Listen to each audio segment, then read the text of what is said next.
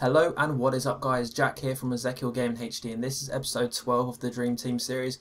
We started off this episode with 1 point, and also I run out of contracts on a lot of my players, so I opened up a couple of bronze packs. But I want to take this time to speak to you, ask you a question really. It's very straightforward. I just want a little bit of feedback from you guys. The question is, what do you like about the Dream Team series? I get a lot of comments saying this is my favourite series, I really love this episode, or I love this series, that kind of thing, but no one really says why. They just say, I love this episode, I love this series. I want to know, what is it about the series that you like? Is it the progression? Is it the commentary? Is it the border? Is it the point system? Is it the rules? What is it that you like about it? Just so that when I do season 2 that I know what I can improve on, and what you like to see in these kinds of series. But getting back to this actual episode, we go into a silver cup again. We have to re-enter it because we lost in the last episode, so we had to re-enter. We had 1 point, which means I need to enter the cup. Win or loss, I still get a point, and that means I can now buy a silver player after this. And I'm very close to completing my full silver team. But this game we started off really well. Literally the first thing that happened was I got a little bit fluky, a little bit lucky. Managed to steal the ball off them in his own defence and put it into the back of the net. I guess he was just being a little bit not very cautious, and he thought, he's playing a rubbish player because he looked at my team, but he was a very good player indeed, and he had a lot of players that I'd love to have, like Wallison. Who else did he have? Danilho. He had a lot of players that I'd love to have, but they're all rare silver players, so I can't quite get them yet. He goes 2-1 up, and just after half time, I was going to say he equalises, but he goes 3-1 up this time with Danilho. As I said, they're a player that I'd love to have in this series, but not quite yet. Marcos Arujo going on the attack here, pass it into Rodriguino, and he gets it back almost level. It's now 2-3, so I was on my way back. I was fighting my way back into it, but not long after he does take a corner and he gets his head on it. I think it's Antonio Ferreira. Yes, it is. He's a very good centre back as well, but unfortunately I think he's shiny rare, so I can't get him yet in my team. That was 4-2, so I lost that game, but I still get a point. As I said before that game, I still get the point. So now I can go and buy a silver player, and I thought I'd get a CDM because I've got 2 spots left in my team to replace a CDM and the right back, and I think the CDM needs replacing the most because my right back doesn't get too involved, but it's down to opinion really. Since I've been playing with the team, I notice I lose a lot around the midfield, or when I get countered, it's mainly because of the middle of the pitch. It's not really down the edges of the pitch or the sides of the pitch. So that's why I wanted to replace my CDM first, and then after that just replace some of the contracts, gave him the contracts, and then started up, and I went into a divisions game. So I already had 1 pop at playing in the divisions, and I lost, and then I come up against this team and I thought, oh my god, it's going to be another loss, isn't it? But on his debut, Marcos Asensio takes a shot with his left foot. I think he's right footed, and then he does, that's Rodriguino, he does a heel to heel flick through someone's legs, get a free kick, and this is quite a good free kick position. I'd say it's a little bit too close for my liking. I don't quite convert that.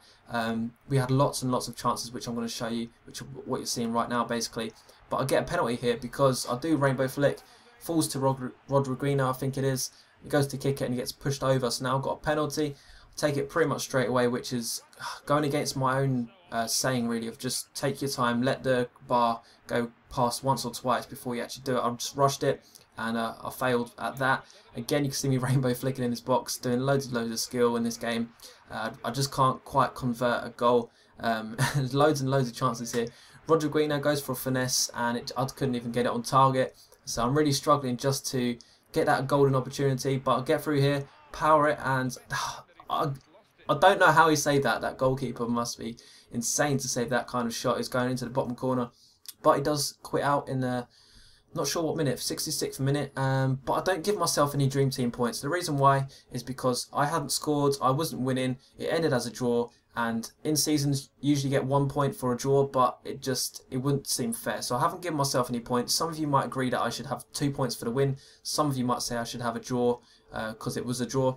But if I don't complete the game, or if I lose and the connection lags out, I won't give myself any points. I won't count it as a loss, but I won't give myself any points. So I hope that makes sense to you. I just don't want to give myself any freebies in this series. I want to get to the top by hard work basically.